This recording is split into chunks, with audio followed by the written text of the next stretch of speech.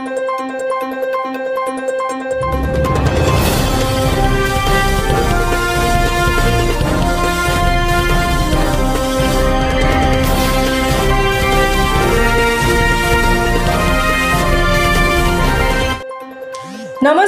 स्वागत आहे तुमचे आमच्या चॅनलमध्ये।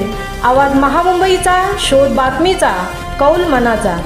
चला तर मग आमचे चॅनल शेअर करा, लाईक करा आणि सबस्क्राइब करा। धन्यवाद।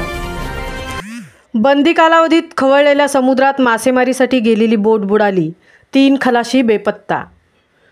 शासनाच्या बंदी कालावधीत खवळलेल्या समुद्रात मासेमारीसाठी गेलेली उरणकरंजा येथील मासेमारी बोट अलिबाग येथे बुडाली असून बोटीमधील 9 पैकी 5 खलाशी बचावले आहेत, तर 3 खलाशी बेपत्ता झाले असल्याची माहिती सूत्रांकडून सांगण्यात येत आहे। 5 खलाशांवर अलिबाग येथील रुग्णालयात उपचार सुरू आहेत। शासनाने 1 जून 31 जुलै 2025 या कालावधीत समुद्रातील मासेमारीवर बंदी घालण्याचा निर्णय घेतला आहे, परंतु मत्स्य विभाग अधिकाऱ्यांच्या कृपा आशीर्वादाने सर्रास बंदी कालावधीत मासेमारी सुरू असते। त्यामुळे मासेमारी करणाऱ्या बोटी समुद्रात बुडण्याच्या घटना या दरवर्षी घडत असतात। मागील वर्षी आवरे गावातील 1 खलाशी बेपत्ता झाल्याची घटना समोर आली होती। त्यात पुन्हा एकदा शनिवारी शासनाने समुद्रात लाल बावटा लावून धोक्याचा इशारा दिला असताना उरणकरंजा येथील मासेमारी करण्यासाठी गेलेली बोट अलिबाग येथील समुद्रात बुडाल्याची धक्कादायक माहिती उरण येथील परवाना अधिकारी सुरेश बाबुलगावे तसेच उरणचे तहसीलदार डॉक्टर उद्धव कदम यांनी दिली आहे।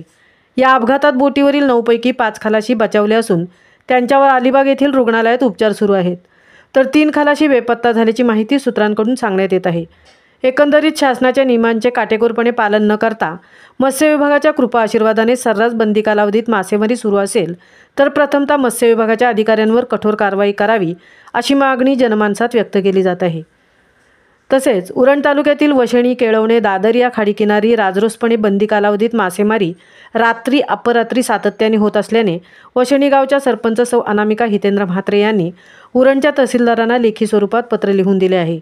जर त्या पत्राची दखल संबंधित प्रशासनाने घेतली असती तर सदरची दुर्घटना टळली असती, असे सरपंच सौ अनामिका हितेंद्र म्हात्रे यांनी नमूद केले आहे। आवाज महामुंबईचा चॅनेलसाठी अनंत नारंगीकर सह तृप्ती भोईर, उरण।